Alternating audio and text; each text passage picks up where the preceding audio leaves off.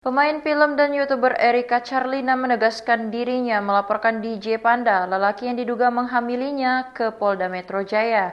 Erika Charlina melaporkan DJ Panda bukan karena lepas tanggung jawab usai diduga menghamilinya, melainkan terkait kasus dugaan pengancaman. Erika Charlina ketika ditemui di Polda Metro Jaya, Semanggi, Jakarta Selatan, Kamis 24 Juli 2025, menyebut ancaman itu dilakukan DJ Panda di dalam grup fanbase-nya yang berisi 500 orang. Diketahui Erika kalau DJ Panda merencanakan akan menyerang akun Instagramnya bersama dengan fans-fansnya pada Agustus 2025. Selain itu, Erika juga memberikan banyak bukti penyidik. Erika mengakui kalau DJ Panda sudah meminta maaf dan mengakui melakukan ancaman kepada dirinya. Tapi, Erika sudah menutup pintu damai untuk saat ini. Munduran dikit yuk. Bentar ya Mbak. Anak-anak mikna. Erika situ aja op. Nenek make up kamu nih. Munduran yuk. Jeki. Pemain film dan YouTuber Erika Charlina mendatangi Polda Metro Jaya Semanggi, Jakarta Selatan, Kamis 24 Juli 2025 malam. Erika yang menggunakan hoodie dan topi abu-abu itu datang seorang diri ke Polda Metro Jaya. Erika keluar dari gedung di Treskrimum Polda Metro Jaya sekira pukul 22.15 waktu Indonesia bagian Barat seorang diri. Ia mengaku habis bertemu penyidik untuk menjalani klarifikasi atas laporan polisinya.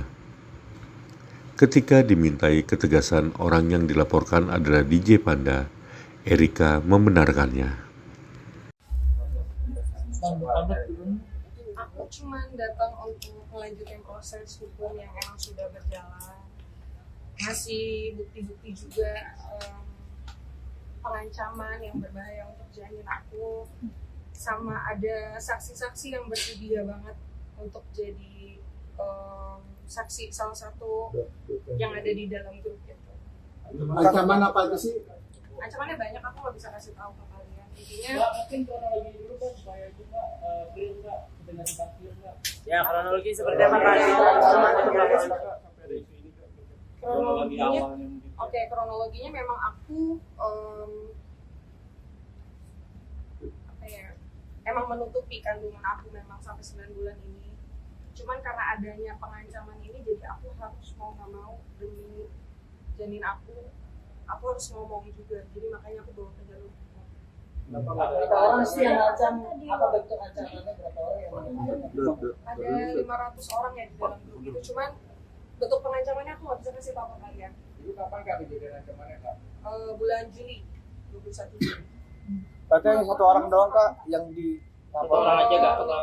Aku melaporkannya di bulan Juli juga, cuman tanggalnya itu aku lupa. Yang jelas sebelum podcast Olga. Tapi yang terlapornya siapa sih? Laporan kita data itu seperti apa Kak? Ya laporan yang kalian udah tahu itulah. Dari pengakuan si itu gimana Kak? Sesuai dengan yang klarifikasi yang kemarin dia sudah mengakui memang adanya pengancaman. Cuman karena memang ini sudah berjalan ya proses hukumnya, jadi klarifikasi dia tuh ada setelah hukumnya sudah berjalan.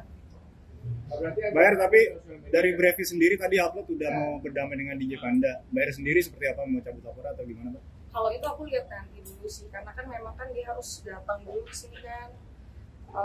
Ya aku ngikutin proses hukum aja sih. Supportnya seperti apa Kak? Ada banyak banget.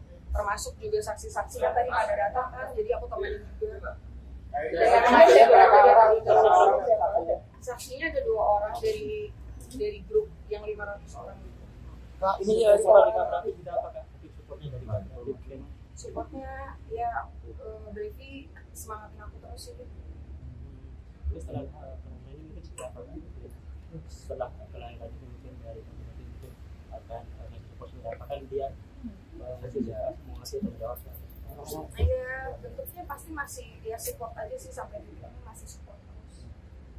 Saksinya dari kalangan artis juga saksi. Saksinya fans-fans yang ada di dalam grup itu. Berarti ancamannya itu ada di dalam grup fanbase itu Kak? Kak, ini kan banyak yang ada juga yang dukung kamu, ada yang ngehujat kamu juga, mungkin tanggapannya seperti apa gitu. Kalau hujatan pasti ada, karena nggak mungkin hal-hal yang masih tabu kayak gini diterima semua orang. Cuman yang mendukung aku ucapin makasih, yang tidak mendukung juga nggak apa-apa. Cuman yang pasti aku harus mikirin proses hukum ini, aku berharapnya cepat selesai sebelum aku lahiran aja sih. Tapi Natalia tujuan saya untuk membuat adanya bukti-bukti pengancaman itu mungkin ada yang disampaikan bukti-buktinya. Ada foto USG aku, data-data pribadi aku yang disebar, karena kan memang ininya kehamilan aku ini kan tadinya ditutupin sama aku ya, sama dia secara sengaja disebarluaskan ke orang-orang ini, dan mengharapkan orang-orang yang ada di grup ini 500 orang yang menyerang aku, dan bentuk ancamannya, bentuk terornya juga udah aku dapetin gitu, dan semua buktinya ada. Sudah dilaporkan ini satu orang atau ada pengetahuan? Satu orang. Kak Zimara, ini kan bentuk kamu untuk meminta perlindungan hukum juga kan, bisa dibilang perlindungan dari kamu juga. Dan apakah di Pada akan bertanggung jawab ke depannya sih untuk Masih sendiri? berharap nggak sih? Aku mau pertanggung jawaban dari bentuk finansial atau yang lain-lain dinikahkan itu tidak pernah terpikirkan oleh aku, karena memang kan ini tanggung jawab aku ya, aku yang salah kok, aku dari awal udah aku ini kesalahan aku yang harus tanggung jawab, aku nggak perlu pertanggungjawaban dia. Cuman memang aku melaporkan minta perlindungan hukum karenanya ada ancaman yang membahayakan janin aku. Kalau tidak, pasti sampai kapanpun ini tidak akan terekspos. Karena selama 9 bulan aku berhasil menutupin ini kok. Mengingat dia akan menjadi calon bapak dari anak kamu, mungkin tidak maksimal ke anak kamu. Oh pasti, tapi itu nanti.